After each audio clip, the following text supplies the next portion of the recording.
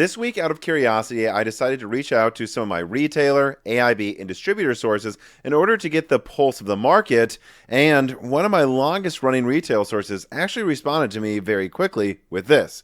GPU sales are down in general, but at least the RX 7800 XT is continuing to sell well, and even outsell the RTX 4070 Super to this day.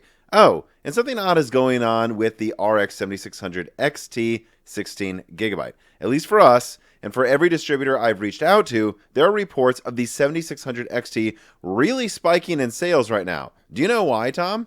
And I did not know. But I did start specifically bringing this up to other sources and got these responses back fairly quickly.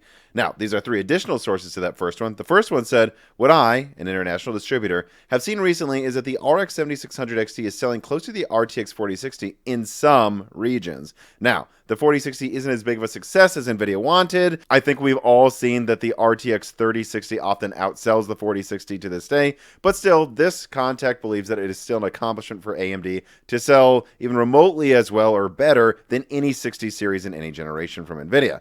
Now, a second source, one who is a US retailer, told me that they have noticed a large spike in 7600 XT sales specifically this month, May, and that they can directly suggest as well that it is because the 6700 XT from RDNA 2 is sold out. And thus, with the 7600 XT moving below $320 and it being fairly close to the 6700 XT in performance while having more VRAM, it's getting a lot of old 580 owners to finally upgrade. Literally, this person said that they've been told that multiple people checking out mentioned that they were upgrading from a 580.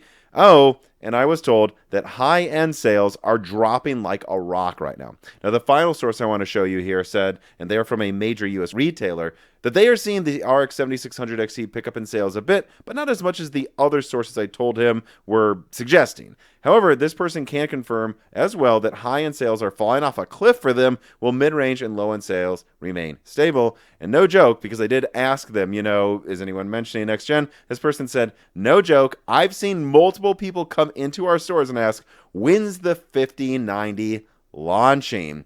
And at least when it comes to that 7600 XT data point, by the way, which I do believe has sold worse in Europe than in the United States, relatively speaking, but at least when I look at Tech Epiphany's reporting from Europe relative to itself, you can see that at the start of 2024, and links are in the description, the 7600 XT wasn't charting, then it was stably, and then boom, it's doubling right now, just like I was told by another source. And all of this got me thinking, I haven't done a full sales advice update for a while, and so let's also do that now that I've finally told you how all GPUs are selling in today's market. High-end is falling apart. Some high-end GPUs are dropping in price quite a bit. You can see the RTX 4080 Super going below MSRP right now. Even some nice models not even demanding much of an over MSRP premium, but then others are stubbornly still overpriced, I would say, for where we are in this generation. And so, yeah, I want to answer that, and basically, I want to pose the question in this video and then answer it for you. Should you be waiting for RDNA 4 and or NVIDIA Blackwell? Or really, who should be waiting for either one? Or who should just be buying right now?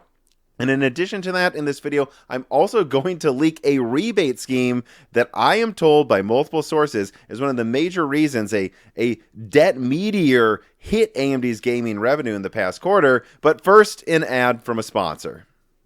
Inspired by the dark side of the moon, the SharGeek 170 is an awesome power bank with a supreme charging experience, keeping your devices powered up all day long. Anytime, anywhere. It can fast charge 3 devices at once with its 2 times USB-C and 1 times USB-A ports, and it does so with up to 140 watts to a single device from this power pack and 170 watts of output total. And by the way, it's not just about output. With something this powerful, input matters too, and it can take 140 watts and therefore charge to 50% in under 20 minutes. And that is impressive considering it has a 24,000 mAh all-day battery capacity that can charge that fast. Oh, and it's waterproof too, and it has a smart display, of course.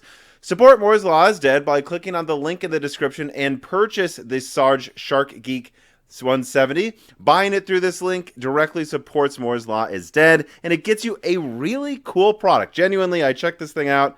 I think it's actually pretty cool. So support Moore's Law is Dead by checking out the SharGeek 170 today.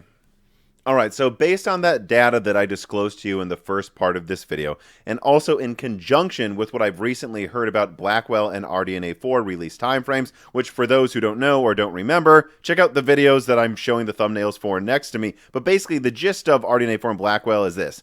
NVIDIA is launching the RTX 5080 and 5090 by Q4, although I believe early 5080 volume will be bad if it launches early in Q4 or late in Q3, and that 5090 volume will be bad throughout the year, but 5080 volume could pick up near middle of Q4 or something, just to give you a data point of how long you might be waiting for that.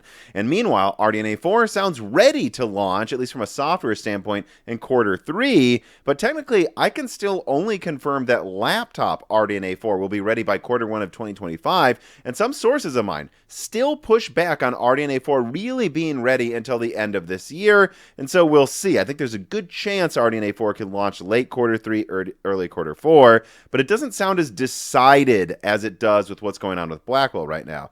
But yeah, with all of that in mind, let's begin summarizing purchasing advice by tier as of right now. So first, let's start with the enthusiast and high-end market, which has been dominated by the RTX 4090 for this generation. Yeah, look, it's just hard for me to recommend the 4090 generally speaking anymore. If you need it for work, or if this is the only month in this year you'll be able to game a ton, which I understand that does happen. A lot of people pay extra for a graphics card before Christmas or before the summer because that's when they know they'll have a couple months off to play a game. Maybe you want it to just max out the new Elden Ring DLC. I don't know. But unless you're one of those people who has money to burn and is able to get a 4090 for MSRP, I'm sorry, I just don't think you are somebody who should be buying a card like this right now. The 5090 will be launching by Q4, and even if it ends up hard to get or a paper launch, I would still chance that because it's going to be like a lot better than the 4090, even if it's over $2,000. Plenty of 4090s are still selling well above MSRP, and so, look, the 4090, actually, yeah, here's how I put it. The 4090 is just crazy overkill still for 99% of games.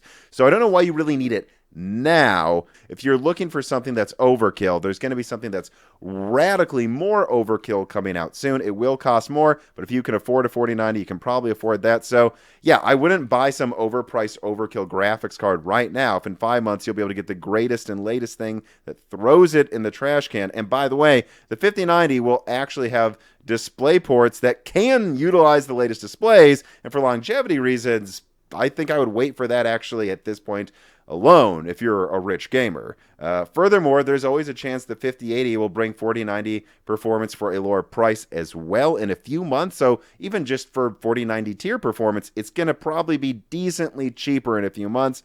Just wait for that. Oh, and if we're going to talk about the AMD side of the enthusiast equation, the 7900 XTX, a lot of them are still stubbornly around $1,000. I would definitely ignore those now that we're in the middle of 2024. But if you see one for like $750 to $780, I guess you could argue that is less than half the price of an RTX 4090 for the same amount of VRAM and 80 to 90% of the same performance. So it is a better deal than the 4090. Well, sure, it is a better deal than the 4090, but notice I didn't really recommend the 4090 a second ago. So I don't know that that's saying that much, but look, it kind of though, as the same argument I made at the beginning of the 4090 part, if this is the only month you have to game and you can get an XTX for $750 or something, yeah, look, I think it's not the worst deal. Like, even if RDNA 4 were to overperform and beat all expectations, like, let's say all of our dreams come true. RDNA 4 launches in a few months from now, not later than that. It's actually as strong as a 7900 XTX overall, maybe even after just ray tracing, but still pretty close.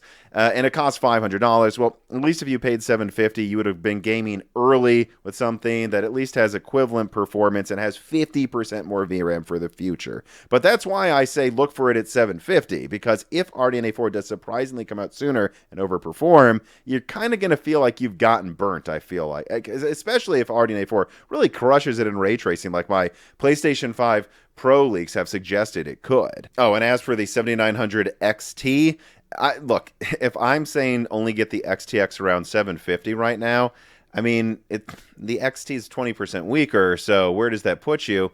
it's hard for me to recommend an XT unless it's close to 600, which it sometimes is, but that's only when I would get it. And after that, I would actually be looking for where, well, as some of my sources are saying, sales are still good in the mid-range, because I actually think in the mid-range department, this is actually where you probably do want to be buying now instead of waiting. Now, I believe that there is one distinct star of the mid-range show, though, right now. The one that I would basically recommend to every budget GPU shopper. And it isn't any of the Super or RTX 4000 series cards. Sorry, NVIDIA fans. Usually, I could make an argument for buying the 4070 around 500 or the 4060 Ti 16GB if it gravitates towards 400. You know, most months there's some NVIDIA card that's easy for me to recommend, but this is just one of those months where it's kind of looking like a clean sweep for AMD when it comes to price to performance. I mean, look at the 7800 XT. It's being found below 480, even sometimes at 430. You'd be an idiot to buy the 4060 Ti for the same price as that, or to pay an extra $150 for a 4070 or 4070 Super. I'm sorry, I can't recommend that. So the 7800 XT isn't looking bad, but actually, that's not the belle of the ball this month. The belle of the ball is the 6800 16GB that can astoundingly be found for below $360 right now. This is the main card in this video where I'm just going to scream to the mountaintops. Do not wait for RDNA 4 if you are on a budget. Just get the 6800 now. I mean, seriously, best case scenario for RDNA 4 is like what? It goes bonkers in performance. It's like 80% stronger for 70% more money, because if it was that much stronger, like if the 8800 XT beats the 4080 Super, I'm pretty dang sure AMD is going to charge $600 for that or something. Well, then you're still paying almost, maybe not half the price, but 40% less for something that still has 16 gigabytes of VRAM and it still has a ton of performance. And remember, there's a chance that RDNA 4 could end up on the lower estimates of what I've leaked. If it does, then you would have waited to spend 40% more for something maybe 40% faster with the same amount of VRAM. Do not wait. If you're gaming right now, just get the 6800 if that's the type of amount of money you want to spend on a graphics card. And so, yeah, in summary, if you are an enthusiast, I would wait for the RTX 5090 and 5080, even if they end up being hard to get. I bet they push down the pricing of some of those cards. I'm sorry, we're late in a generation. The 4090 is often selling for over MSRP, and I just don't think an enthusiast should buy something like that and then have something radically better or cheaper come out from NVIDIA that actually has the latest DisplayPort. I would wait in that department. Meanwhile, in the mid-range, look, the 7800 XT for 450 or below, the 7700 XT for 400 or below looks decent, but the 6800 for 360 or even like I'm seeing it go close to 350 in some places right now.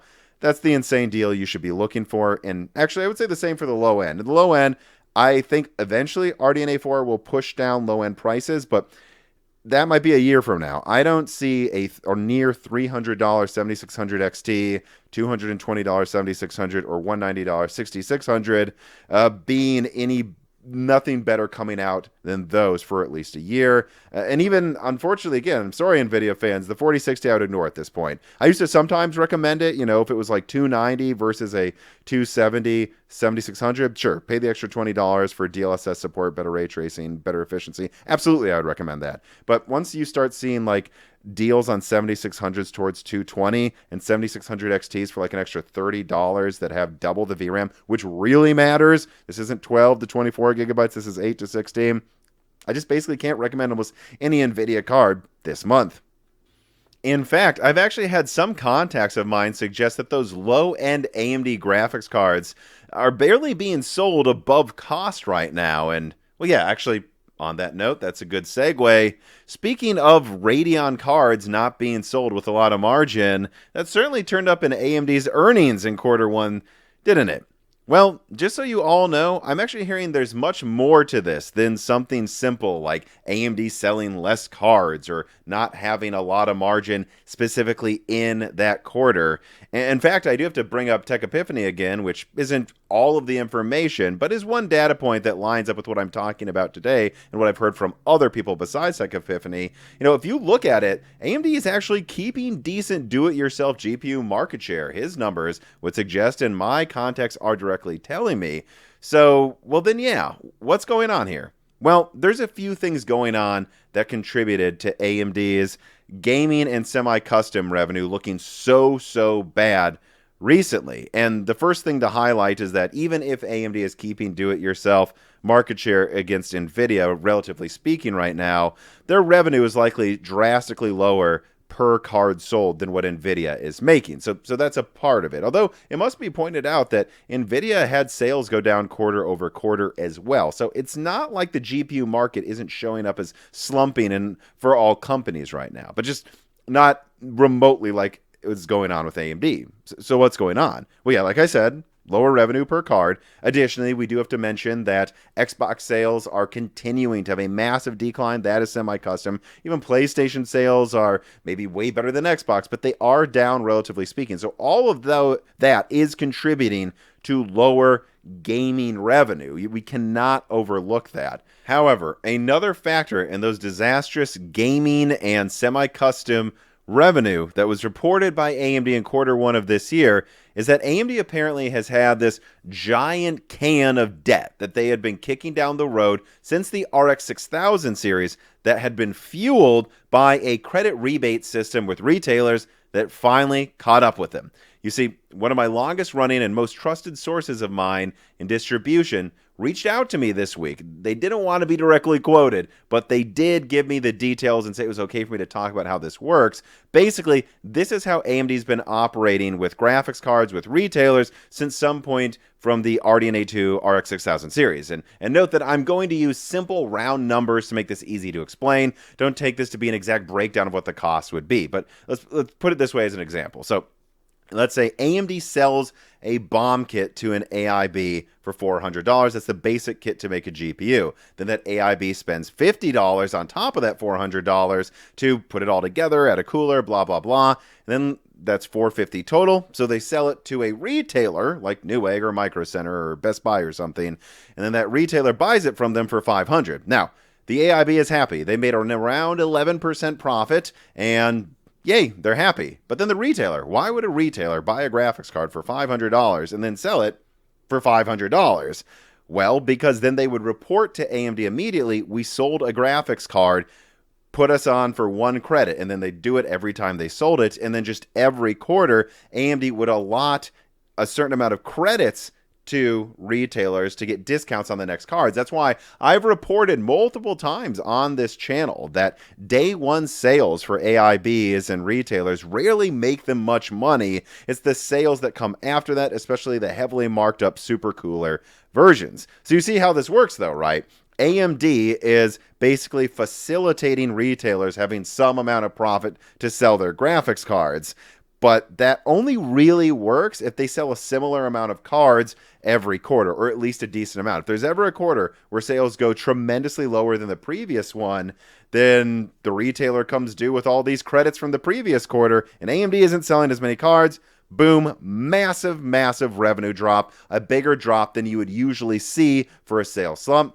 That's what's going on. Of course, in addition to lower console sales, and of course just for a general GPU slump in general right now. And this was corroborated by multiple other sources that I spoke to. I won't say which ones that I listed today, but those same sources that gave me details. I asked them to look into this in the back end, and a couple of them, not all, but a couple of them were able to find the credit system and go, oh yeah, that is how this seems to work. And so I thought that would be interesting to tell you all. There you go. I guess the last thing that I would actually say about that is I am also told that NVIDIA, Intel, basically everybody does this, but that, well, Intel's earnings haven't looked good either, have they? And NVIDIA has just a lot more cash lying around and a lot more ways to like kind of funnel the money to hide it if it's going to look bad. Still sometimes looks a little bad, but they're able to hide it better. They're also just better at hiding it at NVIDIA. And I guess, well, there's one more thing to point out that I don't think this was planned or could have been planned anyway, but not many people talked about the bad gaming revenue. At least I didn't see a lot of analysts outside of gaming circles talk about it. And that's because it happened to happen on a quarter where AMD made record gains in client, and it seems poised to make a ton of money in data center this year due to AI and MI300. And so I have to be honest, though, this debt can AMD has been kicking down the road. It was always going to catch up with them at some point. At some point, there would be a GPU sales drop. And I bet they're actually pretty happy it happened during a quarter where they can say great things about client and project a lot of, uplift in revenue over the rest of the year. And so it's going to make it easier for them to show growth for the rest of this year because it happened in this quarter. So maybe they're at least a little happy that it happened this quarter and not one where they would have nothing good to report at all. And yeah, that's going to do it for this video. I hope you enjoyed it. If you did enjoy it, please remember to hit the like button, to give a comment below for the algorithm, and to discuss, below too. It really does help with other people what cards people should be shopping for right now or what cards they should be waiting for. And then, of course, please remember to support our sponsors if you're interested in their products, but most importantly, join the Moore's Law is Dead Patreon. You will get early ad-free access to Broken Silicon at the proper tier. All tiers get access to a back catalog of hundreds of Die Shrink episodes. A new one just came out. Another one will be coming out soon. And they're just hour-long, always ad-free, always exclusive videos for those people that support us for just $2 a month. And that also gets you access to a Discord and the ability to ask guest questions. So, yeah, we cannot do this without our patrons. This is what allows us to have a lot more confidence in being self-sufficient, to know that we don't always need sponsors to pay me, Dan Gerard, Carbon Cry, and Jean-Philippe, the entire Moore's Law is Dead team, multiple people that rely on this to put food on the table. But you know what? If you made it this far to the end of the video, no matter what though, thank you for watching.